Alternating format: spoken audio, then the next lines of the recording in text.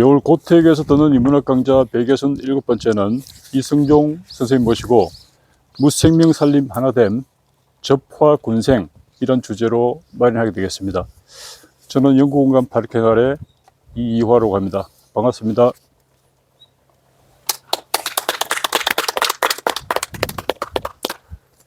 예, 저희 강좌는 선생님께 몇 가지 질문으로 시작하겠습니다. 선생님에 대한 소개 말은 저희가 드린 알림 그림으로 살펴보시기 바랍니다.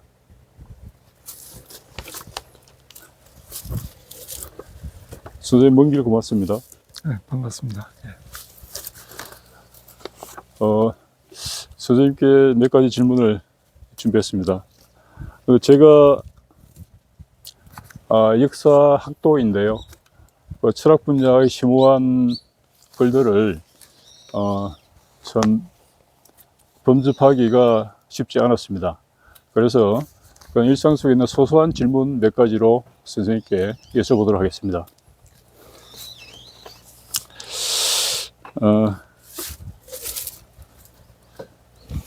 선생님, 제가 접화군생의 접에 대해서 선생님 글을 접하면서 나름대로 어떤 긍정적인 느낌과 어떤 좀 우려스러운 느낌이 동시에 생기게 됐는데요. 그런 것들이 질문에 되어 있겠습니다. 예. 첫 번째 질문인데요. 원시적 종교의 한 행태인 샤머니즘은 주술사인 샤머니, 신의 세계나 악령 또는 조상신과 같은 초자연적 존재와 직접적인 교류를 하며 그에 의하여 전복, 예언, 병치로 따위를 하는 종교적 현상으로 알고 있습니다. 이것이 주로 아시아 지역, 특히 시베리아, 만주, 중국, 한국, 일본 등지에서 볼 수 있는 것은 어떤 인종적인 이유일까요? 우선 선생님께서 샤머니즘에 대해서 갖는 우려에 대해서 제가 말씀을 드려보자면 아마 선생님께서는 우리 시대 샤머니즘에 대해서 우려를 하고 계신 거라고 생각을 합니다. 근데 우리 시대 샤머니즘은 본래적인 샤머니즘과는 상당히 거리가 멀죠. 영락할 대로 영락해서 지금은 미신과 구별이 안 되는 그러한 나락으로 떨어진 샤머니즘인데, 사실 그 샤머니즘이 처음 인류사에 나타났던 그 고대 시대로 소급해 가보면 샤머니즘은 어느 문화에나 찬란한 황금기가 수놓았던 중요한 문명적인 자산입니다. 그리고 제가 오늘 말씀드리고자 하는 샤머니즘은 이 시대 미신으로 전락한 그런 샤머니즘이 아니라 고대 어떤 문명의 원령이 되는 시원적인 차원에서의 샤머니즘을 논의하고자 하는 거고요. 그 다음에 선생님께서 이제 던진 질문에 대해서 답변을 드려보자면, 어느 문화권에서나 시원의 뿌리로 소급해 들어가 보면 샤머니즘이 공통적으로 발견됩니다.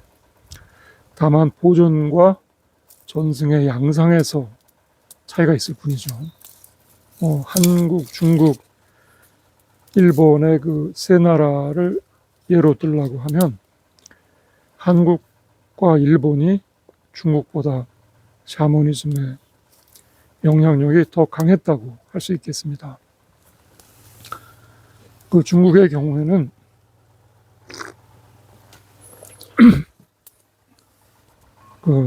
동이족이 세운 은나라가 하족이 세운 주나라보다 샤머니즘이 더 성했고요. 그리고 거북의 껍질에 새겨진 은나라의 갑골문도 전복과 깊이 연관되어 있고요. 전복은 선생님이 잘 짚어주신 대로 샤머니즘의 중요한 특징 중에 하나입니다. 괴력 난신을 멀리했다고 하는 공자가 은나라를 무너뜨린 주나라를 중국 문명의 어떤 이상적인 모델로 삼았다는 것은 샤머니즘에서 인간주의로 이행하는 세속화 과정이라는 세계사적인 흐름에 부합하는 그런 판단이었다고 생각합니다. 그리고 그로 말미암아서 동리의 샤먼 전통은 배척되고 그 공자로 대변되는 육아의 현실주의가 중국 사유의 헤게모니를 쥐게 된 것이라고 할 수 있겠습니다.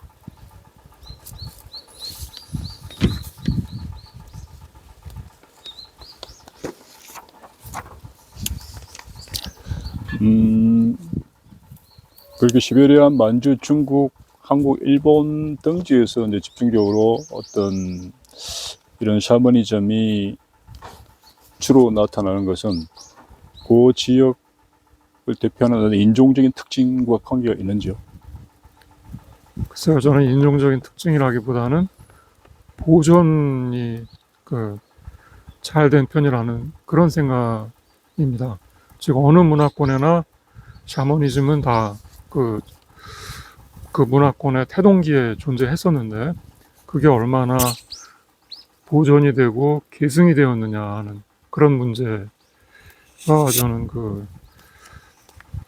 한중일 삼국의 그 샤머니즘의 그 뿌리를 그 세 나라에서 찾는 그런 오리엔테이션이 뒷받침이 됐다고 생각을 하는데요. 즉 다른 문화권역에 비해서 이 동북아시아 쪽에 특히 한국이나 일본, 그다음에 시베리아 이런 쪽에 그 샤머니즘의 그 문명이 비교적 잘 보존이 되어 있고 또 계속 나름대로 절맥되지 않고 계승되어 왔다는 점, 그 점에 저는 또 주목을 하고 싶습니다. 굳이 인종적인 문제라고까지는 생각하지는 않습니다. 그 샤머니즘이 그 동북아시아를 넘어서 그 서구나 또는 남미나 이런 쪽에서도 그 샤머니즘이라는 게 그럼요. 있었던 건가요? 그럼요. 네. 지금 일종의 그 샤머니즘에 대한 우려스러운 질문이 되겠는데요. 지금 바로 우리 정치에서 특히 파행적인 정치 세력에서 주술이 공공연하게 작동되는데요. 뭐 우주의 기라든지 그 인간 자신이 합리적이고 과학적인 확신 또는 판단이 미약할 때 이런 알지 못하는 제3의 힘, 제3의 어떤 절대력에 기대려는 반증은 아닐까요? 저는 그 문제에 대해서도 선생님하고는 조금 접근의 각도가 좀 다른 편인데요.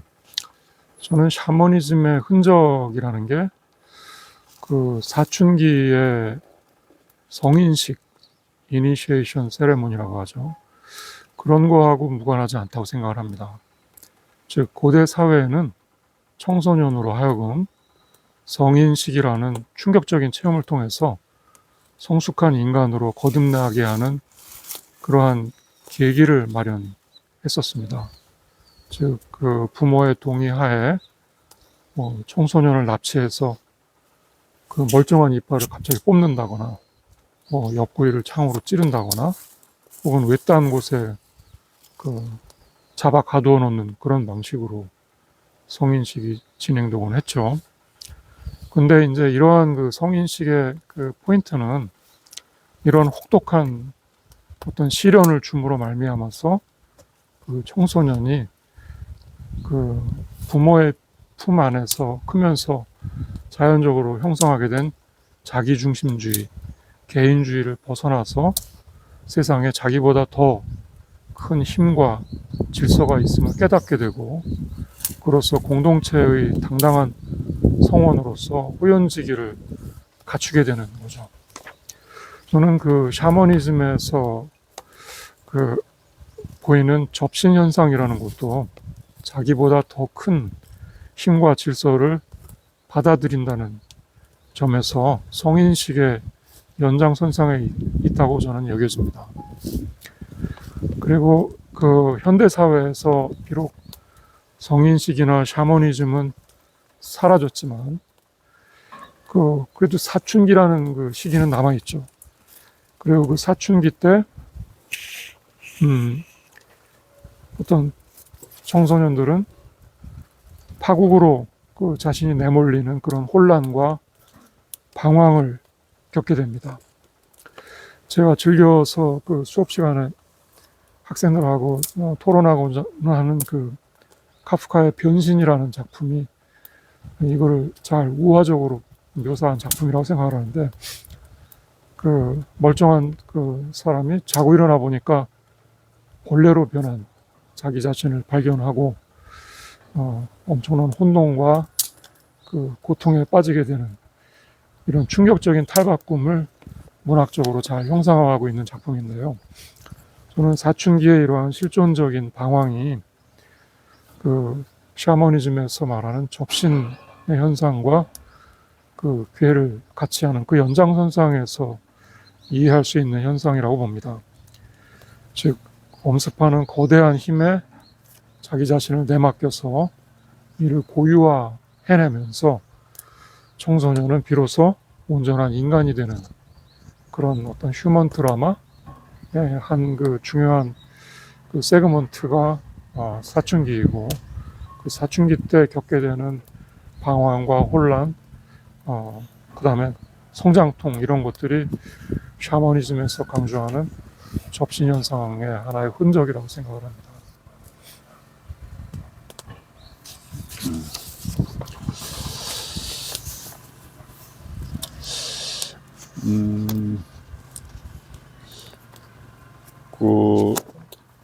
지금 우리 정치에서는 일종의 정교 분리를 나름대로의 어떤 원칙으로 정하고 있는 걸로 알고 있는데요. 근데 물론 이제 종교가 건강하게 정치를 비판하고 또 어떤 어둠 속에서 횃불이 되는 역할도 많이 했지만, 지금 일부에서는 어떤 종교가 거의 주술화되다시피 해가지고 어떤 정치 세력을 형성하려고 하는 그런 경우도 있지 않습니까? 이런 경우에 어떤 샤머니즘, 주술화된 샤머니즘이 좀 우려가 된다고 생각하는데요. 선생님 거기에 대해서 어떤 느낌이 있으실까요? 사실 그 본래성에서 탈구된 거는 샤머니즘에만 국한되는 현상이 아니라 종교 일반의 예로 그 적용될 수 있는 현상이라고 생각합니다.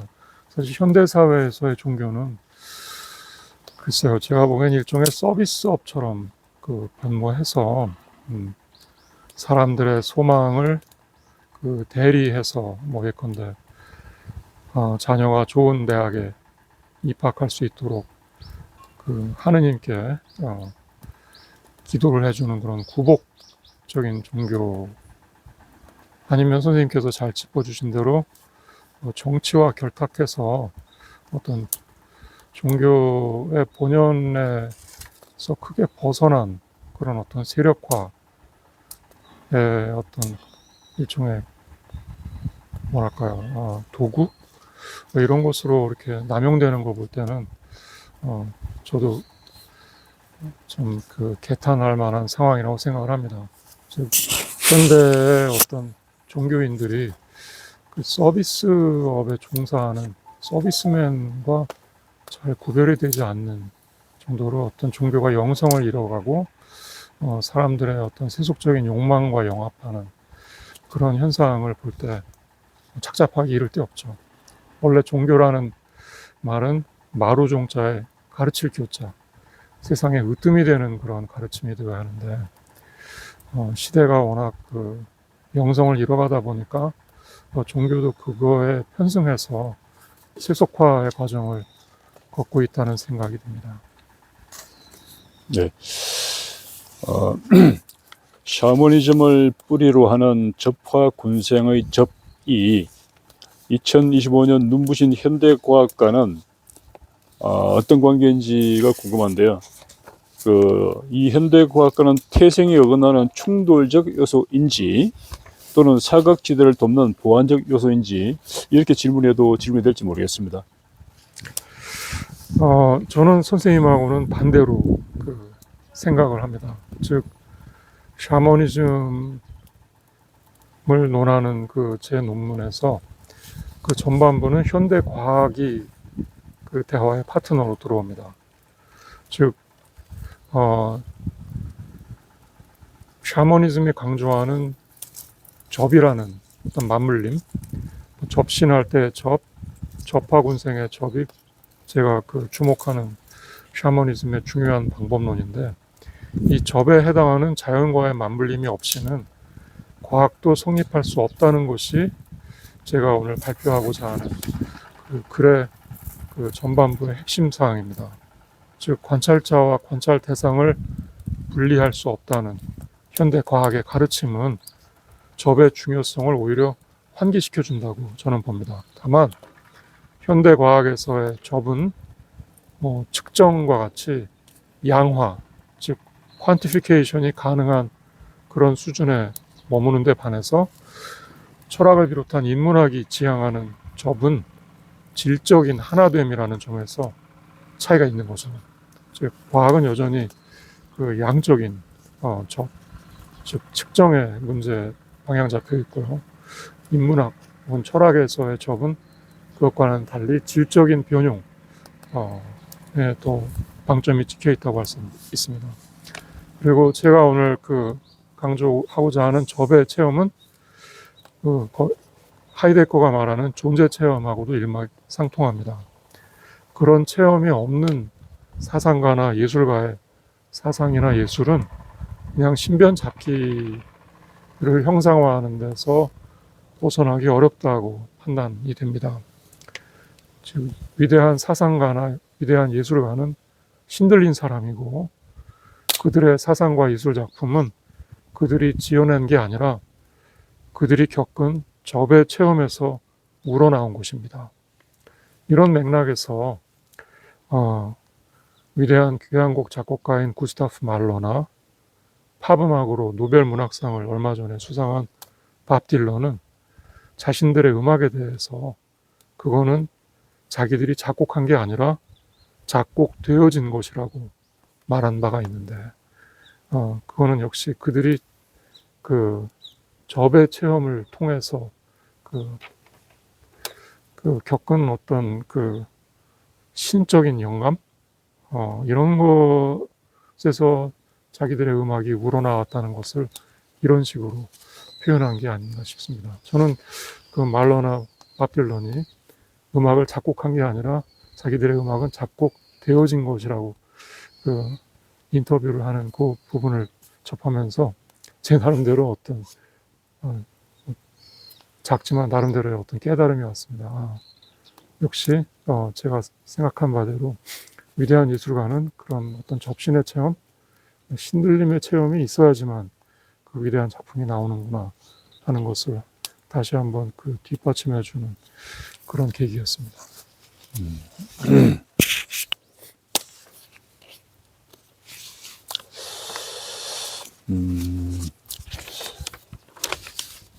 접에 대한 선생님의 해석에 제가 못 미칠지 모르겠지만, 제 어린 날 경험을 생각해 보면, 어린 날의 저희 마을 공동체는 어떤 행정력이나 공권력보다 점쟁이 할머니라는 한 분이 거의 그 공동체를 거의 뭐랄까 통솔이라면 그렇지만 정신적으로든 장악하고 있다고 생각되거든요. 그 하나 예로 제가 심하게 병을 앓았는데, 제 기억을 떠나보면은 그때 저녁에 제가 마당 덕석에 누워서 그 지붕에 썩은 지푸라기에서 나온 우려낸 물을 도마 칼끝으로 마시면서 그 점쟁이 할머니가 어떤 주술을 하는, 그래서 그때 나왔는지는 제가 잘 모르겠지만 어쨌든 그 마을에서 점쟁이 할머니의 말 한마디는 거의 절대적이었습니다. 그런데 저희 마을에 조그마한 보건소가 들어오면서 또 의사가 들어오면서 그런 점쟁이 할머니의 주술은 빛을 잃었고 점점 자리를 물려주고 그 이제 사라지다시피 했거든요. 이렇게 볼 때, 어떤 주술과 어떤 과학이, 서로, 해가 뜨면 달빛이 쓰러지듯이 그런 관계가 아닌가 하는 생각도 해봤고요. 선생님 밥 딜런의 어떤 작곡되어진 것이라는 것도 참 공감이 됩니다. 그래서 이 접에 대해서 좀 더 많은 생각을 하게 되는데요. 네. 지금 우리 철학 부재의 시대란 말을 많이 합니다. 철학 부재. 철학이 없이 과학이 천정부지로 발전해 간다면 인간 사회의 미래는 어떤 모양으로 펼쳐질까요? 글쎄요, 그 현대 과학, 특히 그 제가 그 좋아하는 양자역학과 상대성 이론 같은 경우에 보면 그런 그 과학들은 이미 철학의 수준에 오른 과학입니다. 양자역학하고 상대성 이론이라는 이 두 패러다임은 그 철학에서 다뤄온 시간이나 공간, 결정론, 미결정론 이런 철학적인 주제들을 심도 있게 농구하고 있거든요. 그게 오늘 제 발표의 전반부의 중심 화두이기도 할 텐데. 그리고 실제로 이 두 패러다임을 조탁한 아인슈타인, 닐스 보어, 하이젠베르크, 슈레딩거 이런 그 과학자들은 철학에 깊은 관심과 내공을 갖춘 사유가들이기도 했습니다. 철학이 없는 과학은 결코 제가 열거한 그 사람들이 일구어낸 위대한 성과에 미치기 어려울 겁니다. 철학은 과학의 넓은 시야와 바른 안목을 제공해 준다는 점에서 현대 과학과 불가분리의 관계하에 있습니다. 그 하나의 그 재미난 그 일화를 말씀드리면 그 양자역학의 창시자인 닐스 보어가 노벨상을 수상하는 자리에서 그 노벨상 시상식에 음양의 운동을 나타내는 태극 문양이 새겨진 옷을 입고 나타나서 자기의 양자역학하고 동양 철학 사이의 친연성을 자기가 입고 있는 그 옷의 패션으로 표현하기도 했다고 하죠. 그 다음에 그 보어의 가문의 문장에는 다음과 같은 문구도 라틴어로 쓰여 있는데요. 번역을 해보자면 대립적인 것은 상호 보완적인다 라는 말인데 닐스 보어 자신의 상보성의 원리를 그 주역의 음양론과 연결시킨 것입니다. 네, 이름 일양지위도 라는 표현이 있지 않습니까? 그걸 염두에 두어서 이러한 문양을 그 가문의 문장으로 택한 것 같은데요. 그 앞으로는 그 과학을 모르는 철학자는 반쪽짜리 철학자가 될 거고요. 철학을 모르는 과학자는 반쪽짜리 과학자가 될 거라고 저는 생각을 합니다.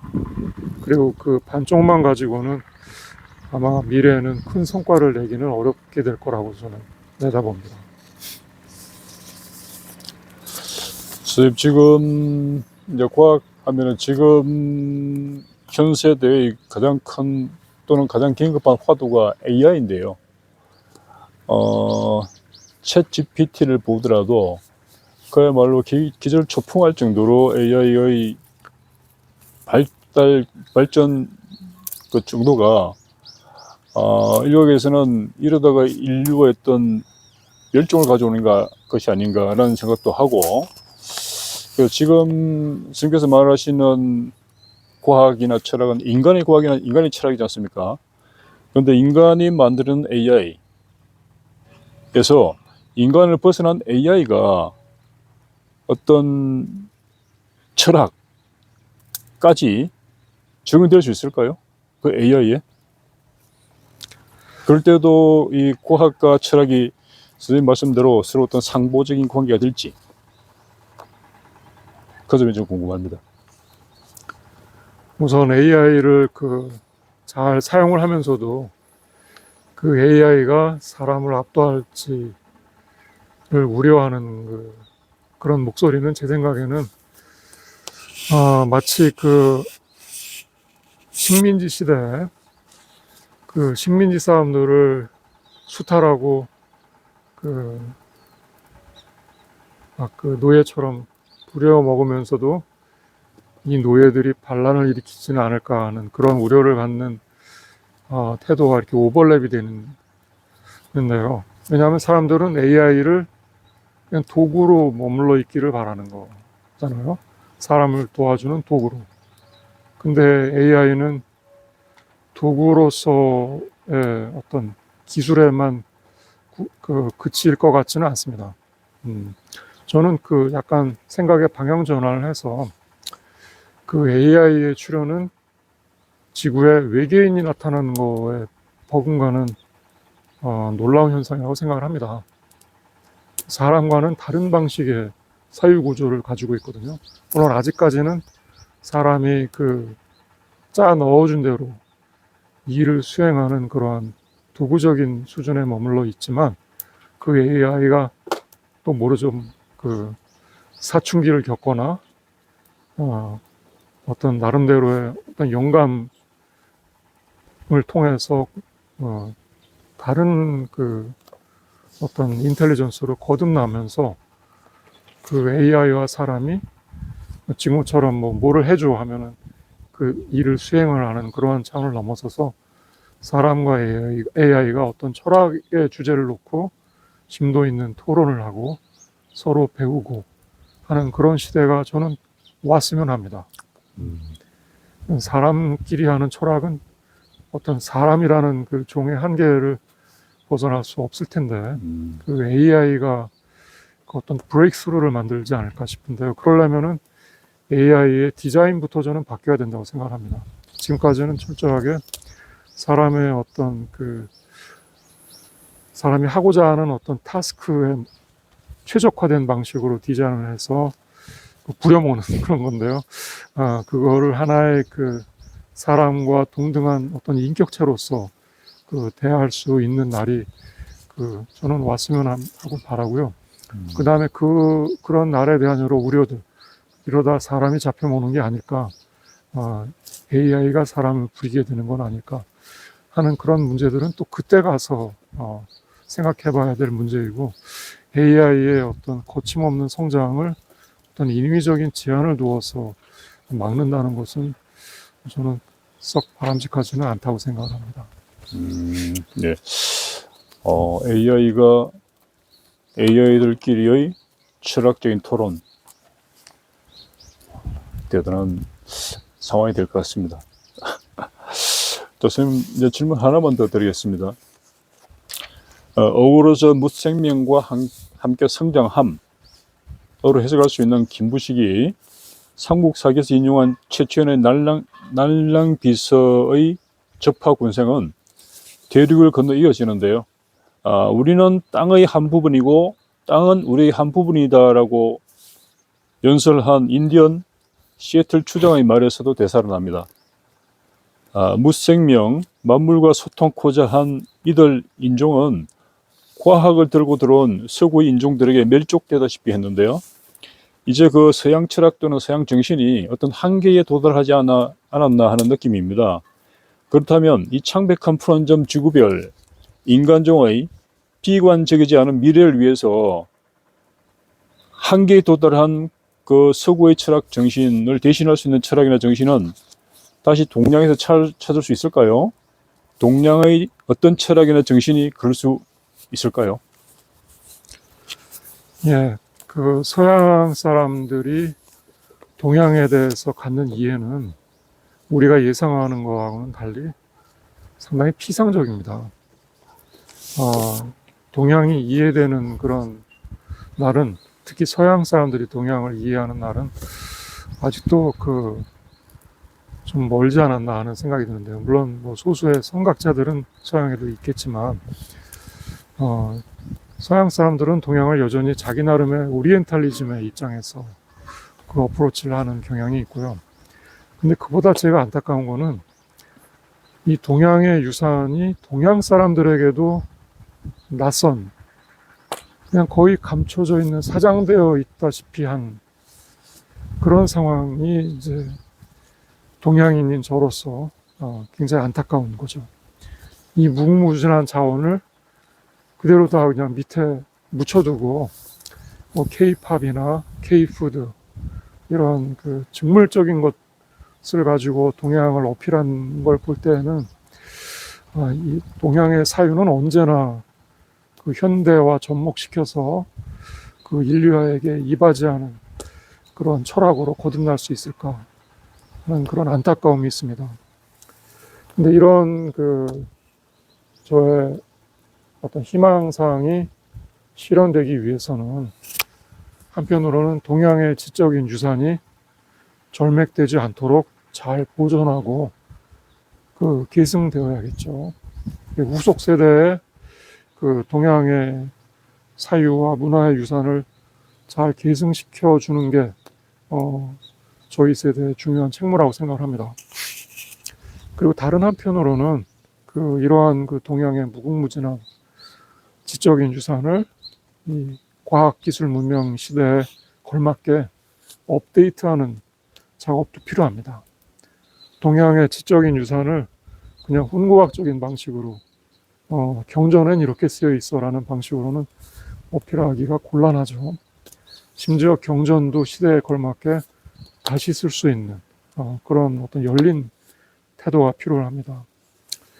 그 다음에 이제 이러한 그 동양의 동양이 서양과 아직도 여전히 그 어깨를 나란히 하기에는 2% 부족한 까닭은 한국, 중국, 일본 이 3국의 어떤 질곡에서도 저는 기인을 한다고 봅니다.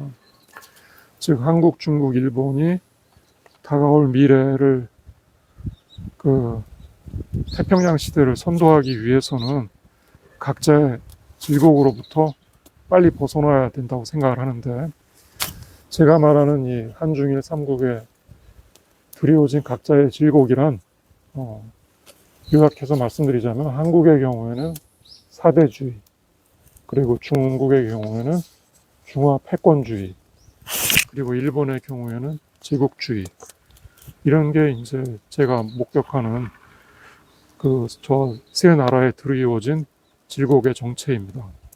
여기에서 빨리 세 나라가 벗어나서 다가오는 태평양 시대 주역으로 그 세계 문명에 이바지하는 그러한 문화 강대국으로 우뚝 섰으면 하는 바람입니다.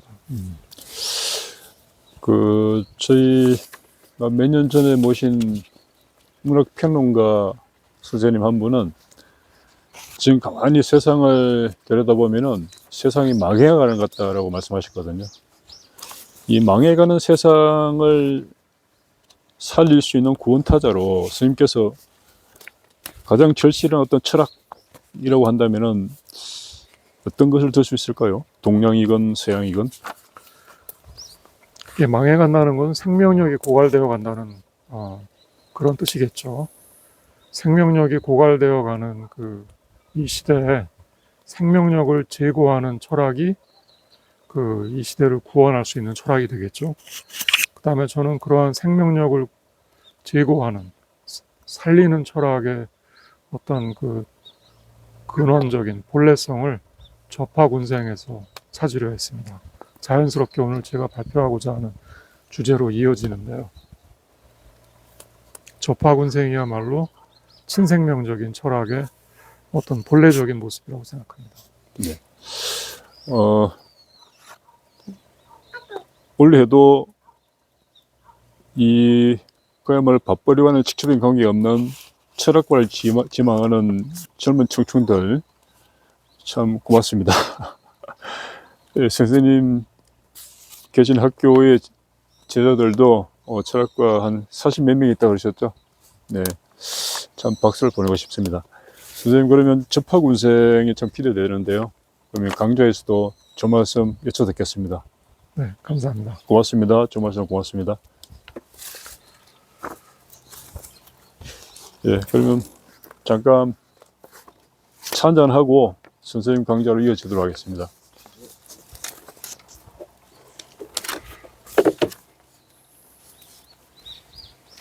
스톱. 아유 고생했어요. 스톱해요. 아직도.